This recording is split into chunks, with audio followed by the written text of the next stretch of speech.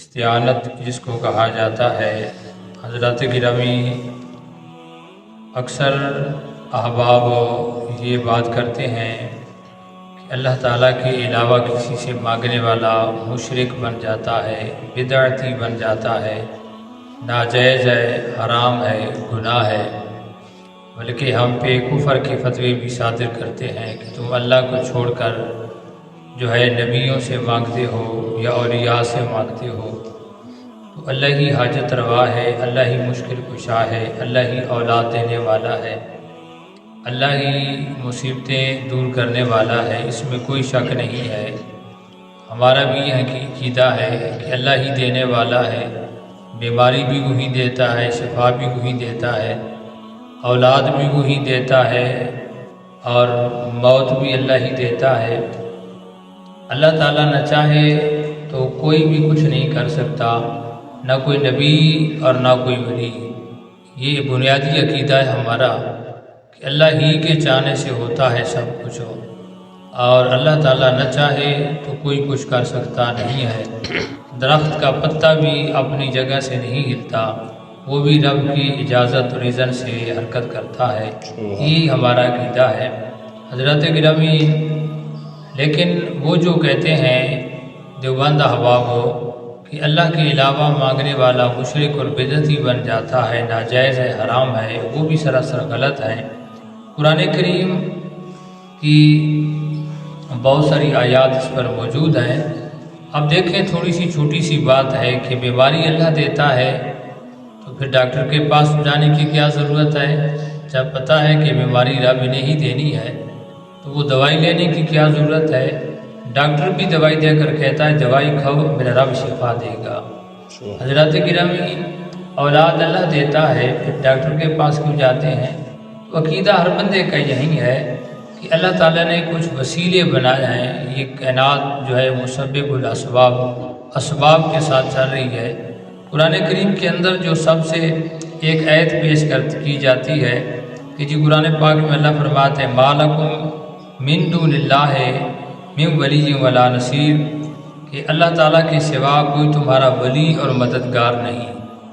وہ کہتے ہیں جب اللہ کے علاوہ کوئی تمہارا مددگار نہیں ہے، تمہارا کوئی ولی نہیں ہے، ولی بمعنی ہوتا ہے مددگار، اور نصیر کا معنی بھی ہوتا ہے مددگار۔ تو جب قرآن کہتا ہے تو اب تم اللہ کو چھوڑ کر لوگوں سے، ولیوں سے کیوں مانگتے ہو، نبیوں سے کیوں مانگتے ہو؟ حضرات گرامی، یہ آیت کافروں کے لیے نازل ہوئی ہے۔ اب اگر قرآن کریم کو پڑھیں تو بہت ساری ایسی آیات موجود ہیں جس کے اندر اللہ تعالیٰ نے اپنے علاوہ دوسروں کو بھی فرمایا تمہارے مددگار ہیں۔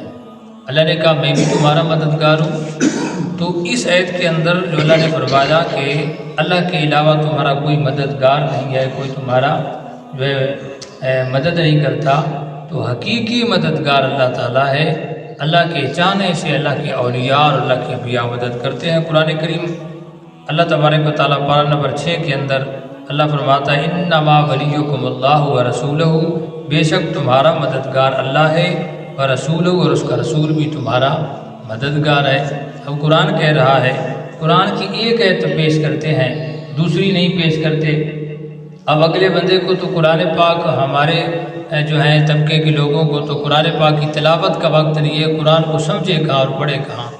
تو یوٹیوب پر بیٹھ کر جو ہر آدمی اپنا علم حاصل کر رہا ہے، رات کو بھی میں کہہ رہا تھا کہ بڑی افسوس سے کہنا پڑتا ہے کہ عالم سے علم حاصل نہیں کرنا جس نے 9-10 سال 8 سال درس نظامی پڑھی ہے۔ ہمارا استاد یوٹیوب بن چکی ہے، جو بھی ایرا غیرہ بیٹھا اسے ہم دین حاصل کر رہے ہیں۔ ایک گھڑی خریدنی ہو، فون خریدنا ہو، ایک چارجر موبائل کا چھوٹا سا خریدنا ہو، 4 بندوں سے مشورہ کرتے ہیں، پھر کمپنی پوچھتے ہیں، پھر دکان کا پوچھتے ہیں، یار کس دکان پہ جاؤں؟ افسوس سے کہنا پڑتا ہے جب دین حاصل کرنے کی باری ہے تو تمہارا استاد یوٹیوب بن جاتی ہے، تمہارا استاد جو ہے ہر میڈیا میں بیٹھے ہوئے بندے سے تم دین حاصل کر لیتے ہو۔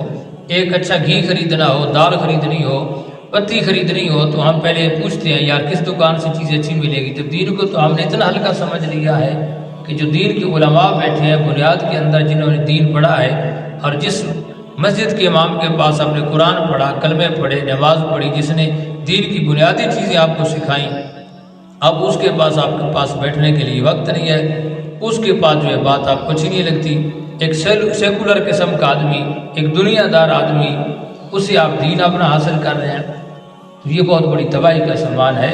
یاد رکھیں، دین حاصل کرنے کے لیے بندے کو دیکھیں کہ کیا وہ خود عالم ہے، کس مدرسے کا پڑھا ہوا ہے، اس نے کتنا دین حاصل کیا ہے۔ تو یہ بہت بڑی غلط طرف ہمارے نوجوان جا رہے ہیں۔ میں اپنے نوجوانوں کو بتانا چاہتا ہوں کہ اس سے علم حاصل کریں جس نے دین کے مدرسے کے اندر گیا ہے، جس نے درس نظامی کی ہے، جس نے دین کو پڑھا ہے، جو قرآن اور حدیث کے اصول اور قوانین کو جانتا ہے۔ ہر ایرے گہرے نتھو بتھو کے پاس بیٹھ کر آپ دین حاصل نہ کریں اور اپنے یوٹیوب کو استاد نہ بنائیں۔ استاد کسی بنائیں، کسی مستند عالم دین کو استاد بنائیں۔ وہ لوگ قرآن کی ایک آیت پیش کرتے ہیں، اب دوسرے آپ کی بلا جانے کہ قرآن کی آیات اس کے متبادل کیا ہے، یہ کیا کچھ ہے۔ دین سے تو ہمارا شک ہے نہیں، ہم تو سال کے بعد جو ہے کوئی موقع ملے تو دین کی طرف آتے ہیں۔ تو باہر کے بھی ایک دکھ بری داستان ہے، میں آپ کو اور طرف نہیں لے جانا چاہتا۔ ہمارا موضوع ہے کہ اللہ کے علاوہ کسی سے مدد مانگنا شرک اور بدعت نہیں ہے، یہ بھی قرآن اور حدیث سے ثابت ہے۔ پہلی آیت میں جو اللہ نے فرمایا کہ تمہارا مددگار جو ہے اللہ ہے، اس کے علاوہ کوئی مددگار نہیں، اس سے مراد حقیقی مددگار اللہ تعالیٰ ہے۔ اب دوسری آیت جو ہے سورت پارہ نمبر 6 کے اندر اللہ تبارک و تعالیٰ نے سورت المائدہ آیت نمبر 55 ہے، اللہ فرماتے ہیں کہ بے شک تمہارا مددگار اللہ ہے و رسولہ، اور اس کا رسول ہے، والذین آمنوا، اور ایمان والے تمہارے مددگار ہیں۔ الذین، وہ لوگ جو یقیمون الصلاۃ، نماز ادا کرتے ہیں، ویؤتون الزکاۃ، اور زکوٰۃ دیتے ہیں، وہم راکعون، اور ہر حال میں وہ برگاہی جائے کے اندر جھکنے والے ہیں۔ تو حضرات گرامی، اس سے بھی یہ پتہ چلا کہ مومن بھی مدد کرتا ہے۔ اب پہلی آیت کے اندر اللہ فرماتا ہے کہ میں ولی ہوں، میں مددگار ہوں۔ دوسری آیت میں اللہ فرماتا ہے کہ میری عطا سے میرا رسول بھی تمہارا مددگار ہے اور ایمان والے بھی تمہارے مددگار ہیں۔ اللہ کی عطا سے، اللہ کی اذن اور اجازت سے اللہ کے انبیاء اور اولیاء مدد کرتے ہیں۔ اب ایک ترمذی شریف کی حدیث طیبہ ہے، حضرت عمران رضی اللہ تعالیٰ حدیث طیبہ کے راوی ہیں۔ میرے کریم آقا علیہ السلام نے ارشاد فرمایا کہ ان علی منی وانا منہ، علی مجھ سے ہے اور میں علی سے ہوں۔ اور آقا علیہ السلام نے فرمایا کہ وہ ولی کل مومن، فرمایا کہ میرا علی ہر مومن کا ولی ہے، مددگار ہے۔ اب اللہ کے نبی فرماتے ہیں علی تمہارا مددگار ہے۔ یہ ترمذی شریف سیاست کی حدیث ہے، یہاں کو شرک نظر نہیں آتا، اللہ کے نبی کا باقاعدہ فرمان موجود ہے، فرمایا کہ علی تمہارا مددگار ہے۔ تو اب یہاں اس حدیث کا کیا مطلب نکلتا ہے؟ تو حضرات گرامی، دین کو سمجھا کریں، دین کو ٹائم دیا کریں، وقت نکالا کریں۔ قبر کے اندر میں نے نہیں آنا، کسی نے آنا، ہر آپ نے اپنی قبر کے اندر جانا ہے۔ دنیا کے اندر آنے کا مقصد صرف پیسہ کمانا نہیں ہے، دکانداری چلانا نہیں ہے، اور صرف دنیا بنانا نہیں ہے۔ دین بھی سیکھیں، اور دین سیکھنے سے آتا ہے۔ اب فرشتے آسمانوں سے ہمیں اپنے گھر گھر کی کنڈی کھڑکا کر ہمیں دین نہیں سکھائیں گے۔ دین سیکھنے کے لیے علماء کی مجلس میں بیٹھا کریں، دیندار لوگوں کے پاس بیٹھا کریں، کوئی دین کی بک پڑھا کریں، کوئی اہل علم لوگوں کے جو ہے بیانات سنا کریں۔ اب قرآن پاک کی اگلی آیت سے بات فرمائے، اللہ فرماتا ہے الم تعلم ان اللہ لہ ملک السماوات والارض، کیا تم نہیں جانتے کہ اللہ تعالیٰ کے لیے ہی ہے آسمانوں اور زمین کی بادشاہی۔ یہ اللہ کا قرآن کہتا ہے زمینوں اور آسمانوں کا بادشاہ کون ہے؟ اللہ ہے۔ اگر قرآن کریم کی اگلی آیت سنیں، اللہ تبارک و تعالیٰ نے قرآن کریم پارہ نمبر 2 سورۃ البقرہ آیت نمبر 247 کے اندر فرماتا ہے کہ واللہ یؤتی ملکہ من یشاء، اللہ تعالیٰ عطا کر دیتا ہے اپنے ملک کی بادشاہی جسے چاہتا ہے۔ پہلی آیت میں اللہ فرمایا میں بادشاہ ہوں، اب اللہ چاہتا ہے میں جسے چاہوں اسے دنیا کی بادشاہی بھی ملک کی عطا کر دیتا ہوں۔ پتہ چلا اللہ تعالیٰ بھی بادشاہ ہے اور اس کے بندے بھی بادشاہ ہیں۔ اب سوچئے کہیں شرک تو نہیں ہے کہ اللہ تعالیٰ نے آگے فرمایا کہ اللہ تعالیٰ جو ہے وہ قبض کرتا ہے، وفات دیتا ہے جانوں کو موت سے۔ یعنی اس آیت کے اندر اللہ تعالیٰ نے پارہ 24 کے اندر فرمایا کہ موت اللہ دیتا ہے۔ اب دوسری مقام پہ اللہ تعالیٰ قرآن کریم میں فرماتا ہے قل یتوفاکم ملک الموت الذی وکل بکم، اے اللہ تعالیٰ نے اب قرآن کریم کے اندر فرمایا کہ اب تمہیں موت جو ہے کون دیتا ہے؟ فرمایا تمہیں ملک الموت اسرائیل موت دیتا ہے۔ پہلی آیت میں آیا کہ میں موت دیتا ہوں، اس آیت میں آیا کہ اسرائیل موت دیتا ہے۔ اب ہر بندہ جانتا ہے کہ موت تو اللہ ہی دیتا ہے، قرآن کہتا ہے اسرائیل موت دیتا ہے، یہ تضاد کیوں بن گیا؟ ایک بات اللہ اور کہتا ہے، ادھر اور کہتا ہے۔ تو اس کو قرآن کو سمجھنے کی ضرورت ہے، دین کو سمجھنے کی ضرورت ہے۔ اس سے مراد یہ ہے کہ حقیقی موت دینے والا اللہ ہے، اور اللہ تعالیٰ کی عطا سے، اذن سے، اور رب نے جو ڈیوٹی لگائی ہے وہ اسرائیل موت دیتا ہے۔ حضرات گرامی، ان آیات مقدسہ کے اندر سے بھی پتہ چلا کہ ہر انسان کی جان تو اللہ ہی نکالتا ہے، لیکن اس آیت کے اندر خالق کائنات نے فرمایا کہ اسرائیل جو ہے وہ موت جان نکالتا ہے، تو یہ شرک نہیں بنتا، یہ بدعت نہیں بنتا۔ حضرات گرامی، قرآن کریم کے اندر اب دیکھیں، اللہ تعالیٰ قرآن کریم میں فرماتا ہے کہ سننا اور دیکھنا یہ اللہ کی صفت ہے۔ انہو، اللہ فرماتا ہے کہ بے شک وہ اللہ ہے جو سمیع سننے والا ہے اور بصیر دیکھنے والا ہے۔ اللہ قرآن میں یہ بھی فرماتا ہے کہ انسان دیکھنے والا ہے اور سننے والا ہے۔ اب وہی صفت جو ہے، اللہ نے کہا میں سمیع و بصیر ہوں، میں دیکھتا بھی ہوں اور سنتا بھی ہوں، اور بندے کے بارے میں بھی رب نے فرمایا کہ بندہ سنتا اور دیکھتا ہے۔ تو یہ تو شرک بن گیا کہ جو صفت خدا کی تھی وہی صفت انسان کے اندر آ گئی، یہ تو بدعت بن گیا، یہ تو حرام ہے، یہ ناجائز ہے۔ ایسی بات نہیں ہے۔ حقیقی سننے والا اور حقیقی دیکھنے والا اللہ کی ذات ہے۔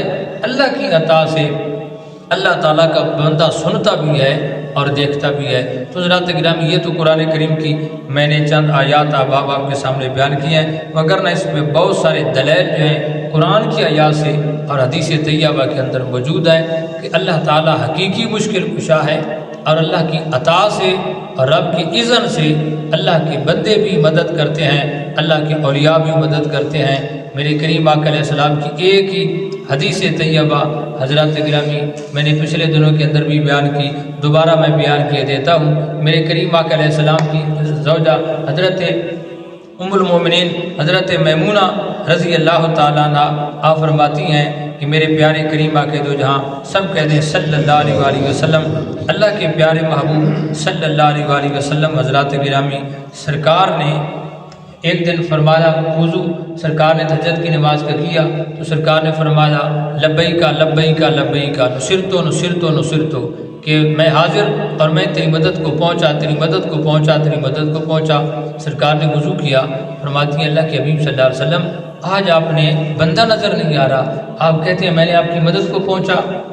سرکار نے فرمایا بنو خزاع قبیلے کے فرد ہے، اور اس پر ایک قبیلے بنو ابو بکر نے حملہ کر دیا، اس نے مجھ سے مدد مانگی، مجھ سے استغاثہ کیا، مجھ سے مدد طلب کی، تو سرکار نے فرمایا پریشان نہ ہو، میں تیری مدد کو پہنچا۔